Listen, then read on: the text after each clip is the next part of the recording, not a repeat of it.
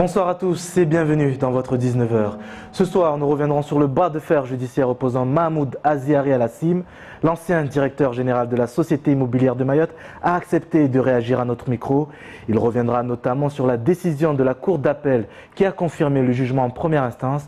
L'homme, aujourd'hui sans emploi, est condamné à rembourser 175 000 € à la Société immobilière. Entretien exclusif à suivre au cours de cette édition.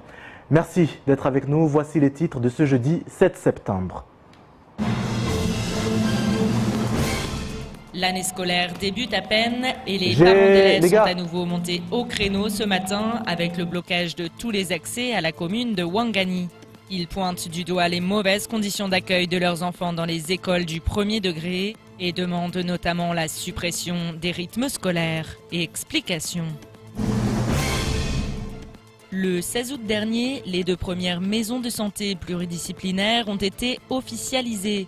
Alors qu'il y a quelques semaines, nous vous parlions de la maison de santé du Jardin Créole, nous avons souhaité faire un focus aujourd'hui sur la maison de santé pluridisciplinaire du Lagon. Et explication. Le Forum des métiers de l'artisanat continue à attirer du monde. L'événement est en effet devenu incontournable pour les professionnels du secteur, mais aussi pour de nombreux citoyens. Nous sommes allés recueillir leur avis sur cette 5e édition. Reportage. Et on débute cette édition par le cri de colère poussé par des parents d'élèves dans la commune de Ouangani. Ce jeudi, les routes des 4 coins de l'agglomération étaient barrées par la population.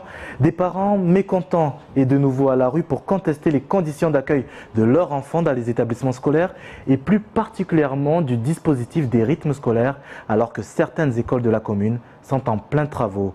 Le récit dans ce reportage. Le ton monte à Ouangani et sans fausse note. Ce matin, l'accès à la commune était bloqué par des parents d'élèves mécontents. Ces mères de famille continuent à dénoncer les conditions d'accueil des enfants dans les écoles du territoire. Il y a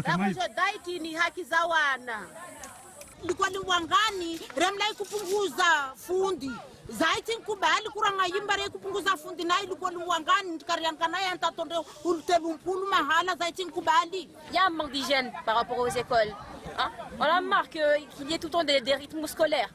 Okay. Nous, on veut que ça change. Mayotte est devenu département, alors que Mayotte devrait avoir les mêmes droits qu'en métropole, les mêmes droits qu'aux outre-mer. Rythme scolaire, wasi kumini Ouangani kapsuita maana kesina zana kesina rien du tout. Watu watawa de mazini wasifanya jeje na lekoli kapsizana. Na mbierona. Lazima parezana, lazima lerer parezana jomba wanatu wale koli à sécurité. Les rythmes scolaires, le sujet revient à nouveau sur la table. 2 semaines après la rentrée scolaire, les élèves du premier degré de la commune du centre de l'île n'ont toujours pas repris le chemin des classes. Pour le maire d'Ouangani, les conditions ne sont plus tenables. Il semble aujourd'hui aller dans le sens de ses administrés, revenir au système de rotation. L'affaire est simple aujourd'hui. On m'a dit, ça c'est des paroles des parents. Tant que les conditions ne sont pas réunies, 20h le matin jusqu'à 12h45 ou 12h30 ou quelles que soient les heures qu'ils font, mais que les enfants y aillent le matin, c'est tout. Tant que les conditions ne sont pas réunies et réunies, et si les conditions se réunissent, sinon on a fait les réfectoires, et bien dans ce cas-là, on reviendra en application du rythme scolaire. Ici à Mayotte, la commune n'a pas la main à la construction scolaire. Non, c'est à l'État normalement qui a ce pouvoir-là. Nous, on fait qu'accompagner à la construction. La balle est désormais dans le camp de l'État pour le premier magistrat de la commune. Au vice-rectorat, on regrette la manière, mais on assure que les moyens sont donnés aux collectivités. Et nous, on a vu monsieur le maire avec monsieur le préfet, monsieur le sous-préfet à la cohésion sociale. Ils ont rencontré, il a été reçu pour expliquer les différentes mesures qu'on pouvait mettre en place. Je rappelle que nous avons mis, dans le cadre des fonds de soutien, 514 440 € à la disposition de la commune pour aménager ces rythmes scolaires. Il est bien clair que nous faisons tout pour répondre à cette attente. Le bras de fer semble bien parti pour durer entre les 2 parties. En attendant, pas de classe ce jeudi. Les enfants de la commune, de leur côté, profitent des vacances prolongées. Sans transition, le sujet de l'eau fait son retour sur le devant de la scène. Ce jeudi, le président du SIAM, invité de la matinale de Kwezi, a annoncé que la retenue collinaire de Kombani était remplie à 85%, alors que celle de Dzumoni avoisine les 28%. Il a par ailleurs fait le point sur les travaux en cours ou à venir, rehaussement de la retenue collinaire de Kombani, nouveau forage, agrandissement de l'usine de dessalement et la création d'une seconde usine en grande terre. Les projets semblent donc avancer, mais tout cela a un coût. Et Moussa Mamadi Bavi prévient d'ores et déjà, cela pourrait se répercuter sur le porte-monnaie des consommateurs. On l'écoute. Tout augmente à Mayotte. Les gens qui réalisent aujourd'hui le tuyau coûte de plus en plus cher. Il y a ce qu'on avait discuté à un moment donné que je n'étais pas d'accord concernant les gros travaux concernant l'octroi de mer. L'octroi de mer aujourd'hui fait qu'il y a certaines choses qui deviennent de plus en plus chères. Là, vous êtes en train de faire quoi, Président? De préparer la population sur les médias, de dire attention, bientôt votre facture va augmenter. C'est ça que ça veut dire clairement? C'est-à-dire qu'à un moment donné, il faut dire les choses. À un moment donné, la SMAE ne peut pas tenir et de dire qu'on bloque le prix de l'eau, comme je l'ai fait jusqu'à maintenant, mais à un moment donné, le prix de l'eau sera obligé d'augmenter. Ce jeudi, la mairie de Dembéni et la Poste ont officialisé un partenariat, un contrat entre la commune et l'opérateur des services postaux pour mettre à jour l'adressage dans l'ensemble du territoire. Un adressage qui fait bien défaut, notamment auprès des facteurs et des riverains. Les nouvelles plaques d'adressage seront posées dès 2018. Les précisions dans ce reportage de Bastien Sabouret. Le facteur distribue le courrier avec adresse. Encore faut-il en avoir une. Livrer le courrier à Mayotte n'est pas une mince affaire. Les numéros sont bien souvent illisibles et les noms des rues, lorsqu'elles existent, ne sont pas toujours clairement indiqués. Pour certains services, on compose et on s'en accommode très bien. Nous, on a une bonne connaissance du terrain et les collègues qui sont intervenants sur la voie publique ont une très bonne connaissance du terrain, ce qui fait qu'on rencontre peu de difficultés pour nous rendre à une adresse donnée. La mairie met en place une nouvelle nomination des rues qu'on prend en compte régulièrement pour mettre à jour nos plans. Ce qui fait que pour se rendre sur place, avec même les anciens noms ou les nouveaux noms, on n'a pas de difficulté pour se rendre sur place. Les pompiers, bien évidemment, arrivent, on va dire, à éteindre les incendies quand il y a besoin ou à secourir des personnes parce qu'ils ont une connaissance, on va dire, locale de la situation, de là où ils doivent intervenir. Si ce n'est que si on mettait à l'heure actuelle un pompier débutant à Mayotte, je pense que les incendies ne seraient pas éteints. Mais si dans certaines institutions on arrive à se débrouiller, lorsqu'on est simple habitant, il est plus difficile de recevoir son courrier. Et à Dembéni, la mairie a décidé de résoudre le problème en signant cet après-midi une convention avec la Poste. On a une commune qui se développe, qui est en extension en permanence, mais aussi, bien sûr, une meilleure connaissance et un meilleur service rendu aux habitants nous oblige à avoir l'adressage le plus fiable possible, avec les moyens les plus modernes possibles, c'est-à-dire la géolocalisation, c'est-à-dire la possibilité aussi pour nous de pouvoir donner des adresses fiables, que ce soit pour les services des impôts, que ce soit pour l'électricité, pour l'eau, pour les services de sécurité. Il appartient aux communes de réaliser l'adressage, un adressage qui existe pourtant déjà, parfois même trop. On a changé certainement des noms qui existaient, parce que ces mêmes noms n'étaient pas utilisés par les personnes qui ont été desservies par cette rue. Il y avait des personnes qui utilisaient, d'autres qui utilisaient autre chose. Donc du coup, cette fois, on voudrait donner un nom unique pour l'ensemble des personnes qui sont desservies par cette rue. Et bien sûr, on va l'afficher sur des panneaux, donc des plaques des noms des rues, et tout le monde sera demandé à respecter ces noms-là. Remettre tout à plat, redécider d'un seul et même nom de rue, une bonne fois pour toutes, les habitants s'en verront la vie simplifiée, une fois remis à jour leur GPS. En justice, la sentence est tombée cette semaine pour Mahmoud Aziari. L'ancien directeur général de la CIM devra bien rembourser à son ancien employeur la somme de 175 000 €. Décision confirmée par la Cour d'appel à la suite du jugement en première instance. Mahmoud Aziari a depuis réagi. Bonsoir Pierre Bellucci. Bonsoir Sonny, bonsoir à tous. Alors vous êtes parti à la rencontre de Mahmoud Aziari. Dans quel état d'esprit l'avez-vous vu ? Eh bien écoutez, comme depuis le début, il est, c'est vrai, dépité par tout ce qui se passe depuis le début. Il a crié à de nombreuses reprises, il a crié à l'injustice. Maintenant, il est confiant par rapport à la Cour de cassation. On va l'entendre pourquoi il est confiant. C'est une affaire qui dure depuis maintenant de longs mois, des années même. On arrive à la dernière étape, l'étape la plus importante. Donc effectivement, nous avons voulu donner la parole à Mahmoud Aziari justement pour qu'il rentre encore dans le détail de l'explication, de cet imbroglio, de cette même guerre. On peut employer les grands mots parce que vraiment, on sent que dans tout ça, il y a véritablement un conflit qui est profond et qui aussi peut-être en dit long sur certaines choses. En tout cas, c'est ce que lui pense.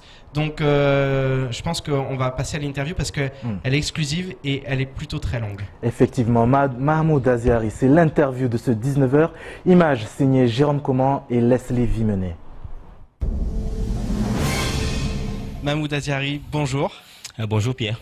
Ravi de pouvoir vous interroger sur cette affaire, pouvoir discuter avec vous de ce qui s'est passé. Hier, il y a eu un verdict de la justice par rapport au contentieux que vous avez avec votre ex-employeur, la CIM. Le verdict est tombé. Comment vous vous sentez, là, aujourd'hui, moins de 24 heures après, par rapport à ce verdict? Vous y attendiez? Alors, moi, par rapport à ce verdict, je ne suis pas du tout surpris. Alors, entre parenthèses, à l'heure où on est le 7 septembre, le verdict devait tomber le 5. À l'heure où on parle, je n'ai toujours pas reçu la décision écrite. Donc, je n'ai que des rumeurs sur cette question-là. Même mon avocat lui-même n'a pas la version. Mais je me fie à ce qui est dans les journaux. Et donc, d'une certaine façon, dès le départ, je me suis dit, cette affaire ira en cassation. Depuis le début de l'affaire, vous criez au complot, au risque de vous discréditer, vous allez jusqu'au bout. Est-ce que cette décision-là, elle conforte votre idée principale, votre idée depuis le début, qu'on a voulu vous abattre? Oui, mais en 2012, c'était l'idée. Encore une fois, là, c'est de Paris qu'on est venu sauver ma tête en disant, mais si on le perd, lui, alors la CIM risque d'être dans des problèmes et de disparaître. Mais il se trouve que l'élément clé, c'est Victorin Lurel, qui en 2013, au départ de l'ancien préfet Vincent Bouvier, qui était l'ancien préfet de Mayotte et qui me soutenait, avec qui j'étais ami, quand Vincent Bouvier est parti, Victorin Lurel, le Guadeloupéen, a mis Thomas de Gauss à la place de Vincent Bouvier à la direction générale des Outre-mer. Donc à l'administration, il était pratiquement le patron de tous les préfets des Outre-mer.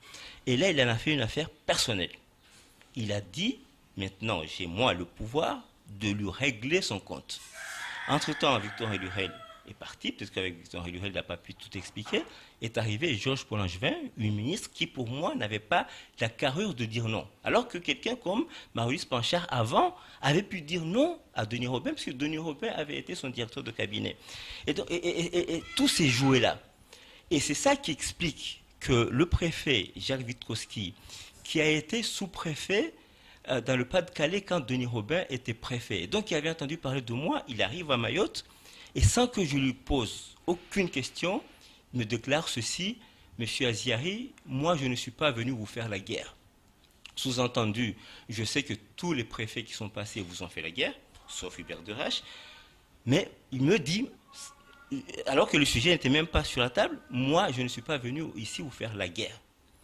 Or, dès juin 2013, Jacques Witkowski a commencé à faire la guerre. Alors qu'on s'envoyait des emails, des textos, on se disait même des petits secrets, on parlait des administrateurs quand un CS c'était mal passé, et c'est lui qui m'appelait. Là, d'un coup, je vois quelqu'un qui change et qui devient carrément odieux. J'ai compris tout de suite que la machine avait été enclenchée. Mahmoud Aziari, qu'on comprenne bien cette affaire. Votre salaire, votre rémunération par rapport à la CIM, qui est une société anonyme, rappelons-le. Elle a fait l'objet d'une délibération en conseil d'administration. Elle a également fait l'objet d'une expertise, ce qui n'est pas forcément toujours le cas. Ça a été le cas pour vous. Comment vous expliquez aujourd'hui que la justice n'accepte pas cette indemnité qui est calculée par rapport à cette rémunération de base et aux primes également et à tout ce que vous déclarez finalement aux impôts? Comment vous expliquez que la justice puisse aujourd'hui aller à l'encontre finalement de ce calcul de base? Qu'est-ce qui fait selon vous que la justice aujourd'hui a dit non, il nous a trompés? Alors, c'est très simple. D'abord, cette affaire n'aurait jamais dû aller en justice. Jamais. C'est une affaire entre mandataires sociaux. Un directeur général d'une société anonyme est un mandataire social et les membres du conseil d'administration sont des mandataires sociaux. Donc ce sont des gens qui discutent entre eux. Ce ne sont pas des ennemis. Ce sont des gens qui travaillent ensemble. Il y a des gens qui administrent la société pour le compte de leurs actionnaires. Ils leur rendent compte de comment la société marche. Mais selon la loi, c'est le directeur général qui fait fonctionner la société. Donc c'est un travail complémentaire, donc de collaboration. Et pendant des années, on a collaboré comme ça, malgré les difficultés ici en interne, mais j'ai toujours été par exemple soutenu par des gens à l'AFD à Paris et à la CDC à Paris et même au ministère des Finances à Paris. Les tensions ici, il y a toujours des tensions avec les préfets, mais vous savez ce que j'en pense. Et rien n'est caché aujourd'hui. Un préfet arrive ici, il se comporte comme un gouverneur.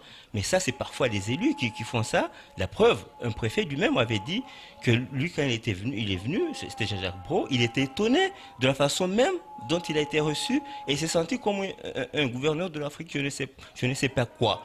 Mais à Paris, ils n'ont pas cette attitude-là. Donc, l'idée, c'est que j'ai toujours été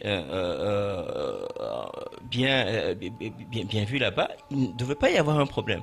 Pour cette rémunération-là, elle est partie, et ça c'est important, elle est partie du fait d'abord que j'ai été en conflit avec un nommé Denis Robin qui était préfet ici vers 2008-2009. Selon vous, c'est ça la base de tout le problème? Oui, c'est ça la base de tout le problème. Denis Robin, sous l'influence des grands patrons ici et des gens du MEDEF ici, a absolument voulu avoir ma tête. De Paris, on lui a dit non. Et à Mayotte, il y a des gens qui lui ont dit non. C'était Douchina, quand il était président du conseil départemental, et c'était Mohamed Oulam, quand il était président de la chambre des métiers de l'artisanat. Ces deux personnes lui ont dit non, et à Paris, on lui a dit non. Lui, il a vécu ça comme une humiliation. Pourquoi? Parce que le préfet décide de tout à Mayotte. Et là, il y a des Mahorais qui osent dire le contraire. Et il y a des gens à Paris qui protègent ce gars à Mayotte. Il a très mal vécu. Et donc, ils ont considéré que c'était une humiliation. On arrive en 2011 avec l'histoire de la grève. Pendant la grève, moi, je n'ai pas vu le préfet Thomas de Gosse. Je ne l'ai vu qu'après. Mais il se trouve que pendant la grève, c'est Denis Robin qu'on a envoyé à Mayotte pour régler la question de la grève. Il veut imposer des négociations sur la base de rapports que les syndicalistes n'ont pas compris. Je fais juste un travail d'analyste, d'économiste, et j'explique ce qu'il y a dans le rapport à l'intersyndical en leur disant, voici, maintenant vous êtes informés, vous savez comment vous allez discuter, puisque je vous ai expliqué ce qu'il y a dans un rapport, c'est quand même un rapport public, qui était sur le site internet de la PREF. Denis Robin s'est énervé, l'intersyndical n'a pas signé, il est parti en disant, de toute façon, j'ai pas pu avoir sa tête quand j'étais là, je l'aurai. Et donc, le préfet de Gosse a considéré qu'il devait d'une certaine façon mener la lutte de Denis Robin. Parti, mais lui, il est préfet encore ici. Donc, mon mandat arrive à renouvellement en 2012 et le préfet Thomas de Gosse décide encore qu'il ne faut pas que je sois renouvelé. Et là, vous verrez les délibérations du conseil d'administration de la CIM. 3 membres de l'État ont voté pour mon départ. Enfin, ils se sont abstenus parce qu'ils ont discuté entre eux après. Mais le représentant de la CDC et celui de l'AFD, ces 2 représentants ont voté contre l'avis du préfet. contre l'avis du préfet. C'est des choses pratiquement inimaginables quand on sait qu'ils faisaient des réunions entre eux, ce que j'appelais la sphère État, sans jamais inviter la partie mahoraise, ni le directeur général, ni le président de la CIM, ni a fortiori les autres membres du conseil d'administration. Donc encore une fois, un autre préfet a vécu le fait qu'on m'ait gardé à la CIM comme une vraie humiliation. Donc si on vous suit, le préfet Witowski était celui qui a lancé l'assaut final, en tout cas qui a initié ce que vous vivez aujourd'hui et toute cette affaire finalement. Oui. Jacques Witowski, je pense qu'il a obéi aux ordres de Thomas de Gaulle, mais à un moment donné, c'est peut-être le profil gendarme qui est venu s'imposer. L'affaire de mon arrestation, où j'ai été enfermé en cellule, dans la cellule d'à côté ma femme, et une arrestation où il y a eu plus de 15 policiers qui sont venus me chercher dans l'entreprise avec 4 voitures qui barraient la route, je pense que ce montage-là a été fait justement pour commencer l'humiliation et me pousser à bout. Ça, c'était fin 2013 et toute l'année 2014, on a créé un problème financier à la CIM qui ne devait même pas exister parce que la solution à ce problème résidait sur un avenant qui tenait en une phrase qu'on a obtenu fin octobre, alors que cet avenant, on aurait pu l'obtenir début janvier 2014. Et la CIM a failli disparaître, entrer en cessation des paiements, parce que la Caisse des dépôts et l'AFD avaient décidé de tout bloquer. Et je rappelle qu'en tant que directeur général des Outre-mer, Thomas de Gaulle était membre du conseil d'administration de l'AFD, et je savais tout ce qu'il donnait comme instruction à l'AFD à ce moment-là pour bloquer la CIM. Donc ça a été très très très dur, et pour avoir d'une certaine façon ma peau, ils sont même allés jusqu'à bloquer la CIM et dire mais on va vous envoyer le CGFI en contrôle. Mais je voulais bien que le CGFI arrive. Seulement le CGFI n'est jamais arrivé, et quand j'ai demandé à des gens de cette autre instance du contrôle, dépendant directement du ministère des Finances, pourquoi ils ne venaient pas, ils m'ont fait comprendre qu'ils ont compris que c'était de la foutaise et ils ne sont jamais venus.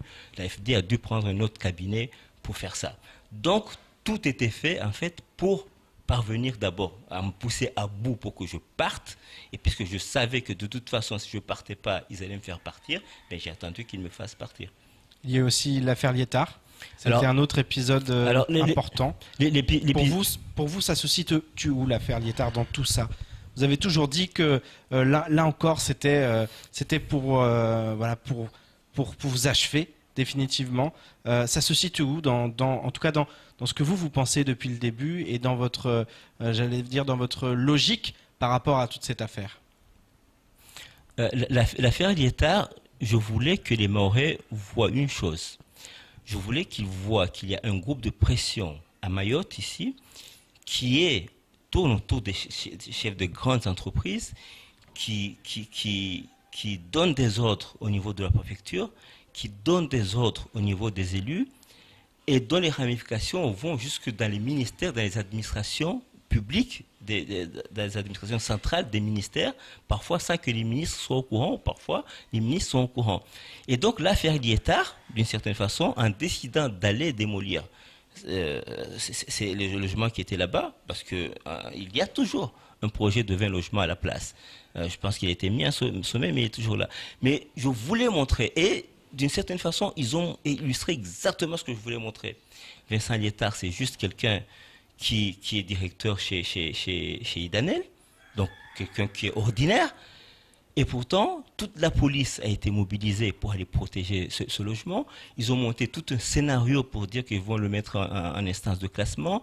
Le président du conseil départemental a été prié d'écrire un document pour dire qu'il est d'accord. Le maire de Mamoudzou a écrit un document dont j'ai la preuve que ce document a été antidaté pour dire qu'il était d'accord. Alors qu'entre-temps, le maire de Mamoudzou avait donné un permis de construire validé par la préfecture. Donc tout un montage pour qu'à la fin, on apprenne un an après que l'instance de classement est tombée et que c'était juste toute une manœuvre pour que quelqu'un qui est protégé par tout ce beau monde soit dans ce logement. Aujourd'hui, les locataires, dans un logement rénové, embelli par la CIM elle-même, qui se plaignaient d'avoir un squatteur dans le logement. Donc c'était juste une illustration pour montrer à quel point il y a quelque chose que j'appelle l'entre-soi qui arrive à s'entendre et qui a la mainmise sur tout. C'était ça l'idée. Et je sais que plus tard, le préfet Simon Morsi a regretté d'avoir joué à ça parce que lui, il m'a même confié lui-même qu'il n'en avait pas compris le tenant et les aboutissants. Cette guerre, Mahmoud Aziari, elle va aller jusqu'à la Cour de cassation. Est-ce que vous êtes confiant aujourd'hui sur le verdict final de la plus haute instance de la justice française? Moi, je suis confiant pour une raison très simple.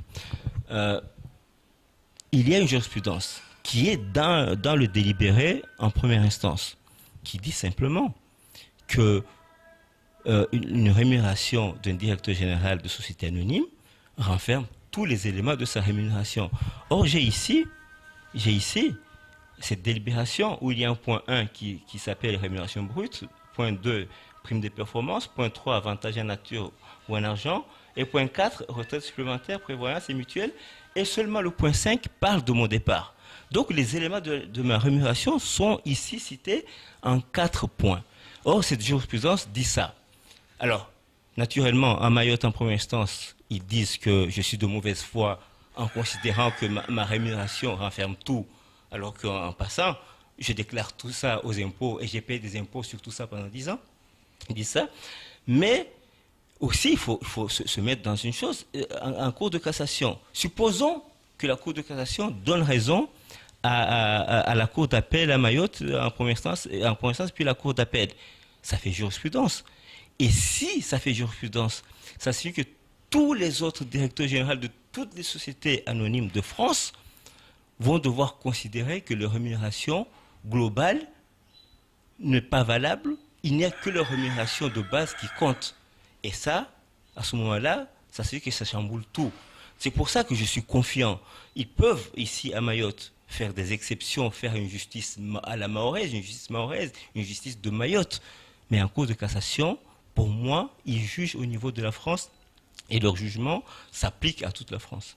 Merci beaucoup, Mahmoud Aziari. On va continuer de suivre très près. Est-ce qu'il y a des dates pour la Cour de cassation? Non, pas encore. J'ai 3 mois, paraît-il, pour introduire le pourvoi. Mahmoud Aziari, merci. On va suivre de très près cette affaire. Et puis, on verra ce que dit la plus haute instance de la justice française. Voilà pour la réaction de Mahmoud Aziari sur sa nouvelle condamnation en appel. L'homme devra rembourser 175 000 € à son ancien employeur. À retenir notamment au cours de cet entretien mené par Pierre Bellucci, Jérôme Coman et Leslie Vimenet que l'ancien directeur de la société immobilière de Mayotte a décidé de porter l'affaire en cassation.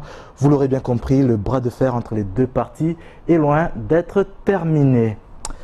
Autre titre ce soir, en santé, nous vous parlions lors de nos précédentes éditions, l'arrivée dans le territoire des maisons de santé pluriprofessionnelles, des structures regroupant des professionnels médicaux et paramédicaux, du médecin au diététicien en passant par l'infirmier ou bien encore le pharmacien. L'objectif de ces professionnels de santé est d'assurer une prise en charge coordonnée des patients. Après avoir visité la MSP du Jardin Créole, Adèle Laurent est partie en consultation à la seconde maison de santé pluriprofessionnelle du département, la MSP du Lagon. Baborissim karibisani arma lijumba la maison de santé du Lagon et comme ça mwangalue na docteur ou infirmier ou antwangina tsena. Médecin, infirmier, mais aussi psychomotricienne, pharmacien et bientôt orthophoniste. Après 3 ans d'exercice en tant que pôle de santé, cette structure de soins multisites est devenue officiellement une maison de santé pluridisciplinaire le mois dernier. Et si cette pluridisciplinarité permet l'amélioration de la prise en charge des patients, avec un exercice coordonné des professionnels de santé, pour ces derniers également, les apports sont nombreux. On réfléchit toujours mieux à plusieurs, c'est assez sympa. On trouve des solutions à nos problématiques parce qu'elles sont nombreuses. On sait que les prises en charge à Mayotte, elles sont compliquées. On sait que l'hôpital est débordé. Qu'en dehors du libéral et de l'hôpital, il n'y a pour le moment pas beaucoup de structures qui prennent en charge les patients lourds, grabataires, handicapés. Donc on se retrouve avec des problématiques extrêmement compliquées. Et d'être ensemble, ça nous permet justement d'essayer de pallier un petit peu et de trouver des solutions. C'est une aventure. J'aime bien les aventures, quoi.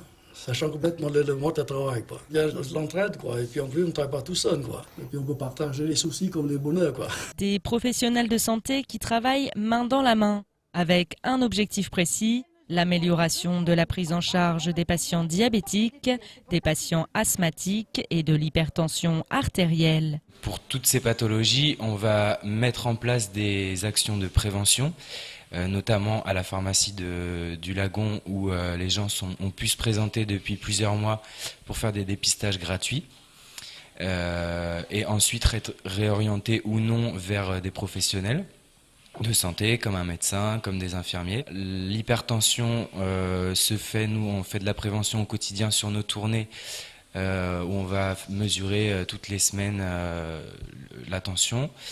Et l'asthme, on a orienté aussi l'asthme, qui est une pathologie très présente à Mayotte, pour l'éducation thérapeutique, donc aider en fait les patients et l'entourage des patients à mieux comprendre la mise en place du traitement et le suivre correctement. D'autres maisons de santé pluridisciplinaires devraient voir le jour sur le territoire d'ici début 2018. Une véritable avancée pour la population en matière de coordination et de parcours de santé. Merci d'être avec nous tout de suite. État des lieux du reste de l'actualité de ce jeudi, en bref avec Pierre Bellucci et Leslie Vimenet. Dans un communiqué paru en début de semaine, le syndicat des transitaires montait à nouveau au créneau concernant des dysfonctionnements au port de Longoni. Il ajoutait, je cite, que si aucune solution n'est trouvée urgemment par le concédant, son délégataire et les compagnies maritimes pour améliorer le fonctionnement quotidien du port, nous n'aurons pas d'autre alternative que d'ajuster nos tarifs aux dysfonctionnements constatés et aux coûts que ceux-ci engendrent de par la perte réelle de rentabilité. Face aux accusations, la société Mayotte Channel Gateway a décidé de répliquer. Idanel refuse d'être accusé unilatéralement et affirme, je cite, qu'à maintes reprises, nous apercevons les camions des transitaires traînant dans le port alors que les stackers de MCG sont disponibles pour charger les conteneurs. La présidente de MCG conclut qu'elle ne peut accepter de telles accusations qui ne sont pour elle que des manœuvres de déstabilisation exercées dans le but de nuire aux délégataires. Suite au constat récurrent depuis 2012 de la non-évolution des grilles salariales du PTP et de l'interprofessionnel, suite au projet d'ordonnance pour un code du travail adapté et progressif au 1er janvier 2018, suite à l'absence de dialogue social et aux répressions, la CGTMA dépose un préavis de grève générale, reconductible et couvrant les salariés de tous les secteurs d'activité des entreprises de Mayotte. Ce préavis de grève prend effet ce mercredi 6 septembre 2017 pour une grève générale dans toutes les entreprises de Mayotte dès le mardi 12 septembre 2017 à minuit. Comme indiqué dans ce communiqué émanant du syndicat CGTMA, la grève générale du 12 septembre prochain ne concernera pas uniquement le secteur public. La liste des revendications est longue: revalorisation immédiate de la grille interpro, application immédiate des conventions collectives nationales étendues dans les DOM, application des 35 heures pour tous les salariés. La CGTMA a décidé de dégainer avant le 1er janvier 2018 et pourrait bien ne pas se cantonner à une seule journée de mobilisation. À Mayotte, les problèmes dans l'éducation nationale sont nombreux, mais certains font moins de bruit que d'autres, alors qu'ils représentent une véritable aberration. C'est notamment le cas du nombre de médecins scolaires qu'accueille l'île. En effet, ils ne sont que 2 pour 45 000 élèves, quand les préconisations sont d'avoir un médecin pour 5 000 élèves, 1 pour 3 000 en éducation prioritaire. Il devrait donc y avoir près de 35 médecins travaillant au sein de l'éducation nationale à Mayotte. Ce manque criant de personnel de santé pose de nombreux problèmes. Les visites médicales sont annulées et certaines n'ont jamais lieu, ce qui amène les professionnels à détecter plus tardivement les problèmes de vue ou les troubles d'apprentissage. Le désert médical concerne donc bel et bien l'ensemble de la population et il reste maintenant à espérer que la ministre de la Santé, attendue dans les toutes prochaines semaines, saura répondre aux besoins en la matière. Le forum des métiers de l'artisanat de l'océan Indien, encore et toujours dans votre 19h, 4e jour d'exposition ce jeudi et depuis son ouverture en début de semaine, l'événement est un succès. Une foire qui au fil des années ne cesse d'attirer des artisans de la région et ce au grand bonheur des organisateurs et des visiteurs dont faisaient partie ce jeudi Amina Ariti et Leslie Vimenet. Sur les 110 exposants présents à cette 5e foire des métiers de l'artisanat de l'océan Indien, 82 viennent de l'extérieur, notamment des îles voisines, Madagascar et les Comores. Un chiffre en nette augmentation cette année. Alors pour permettre à tout ce beau monde de se retrouver à Mamoudzou, il a fallu une organisation bien rodée. Au niveau du déplacement, nous avons conclu un accord avec la Chambre de commerce et d'industrie de Madagascar qui facilite les démarches des artisans de Madagascar pour venir ici, dans notre manifestation. Tous ces artisans, chacun a payé son billet, son emplacement et son hébergement, tout est à la charge des artisans venant de l'extérieur. Certains artisans comoriens, en revanche, n'auront pas cette chance, faute d'avoir pu obtenir leur visa. Nihadou, elle, vient de Moélie. C'est la 2e fois qu'elle participe à la foire. Esthéticienne et couturière chez elle, elle se réjouit de pouvoir proposer à nouveau ses objets et prestations à la clientèle mahoraise.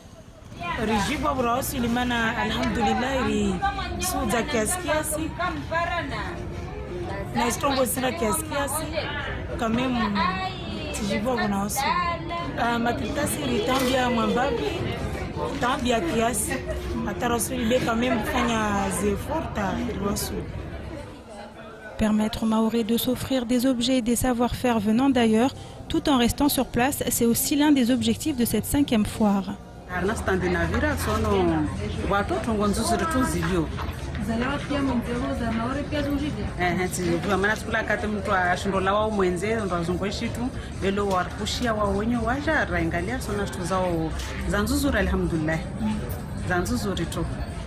Pour d'autres, en revanche, l'artisanat local n'est pas assez représenté, ce qu'ils trouvent dommage. La majorité des produits, on ne trouve que des trucs, ça vient de Madagascar, mais après, ça va. Ça nous fait voyager un peu. Mais on aurait bien aimé qu'il y ait des trucs, ça vient de Mayotte, fabriqués à Mayotte, pour trouver que notre île a de la valeur et tout.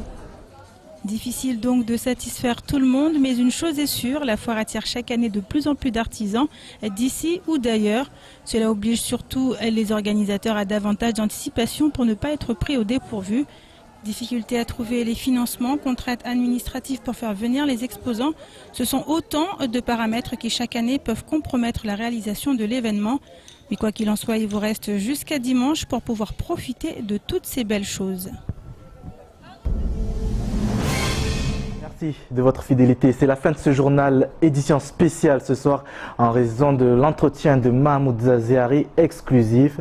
Je vous donne rendez-vous demain à 19h pour un nouveau chapitre de votre actualité. Si vous le voulez bien, très bonne soirée à tous.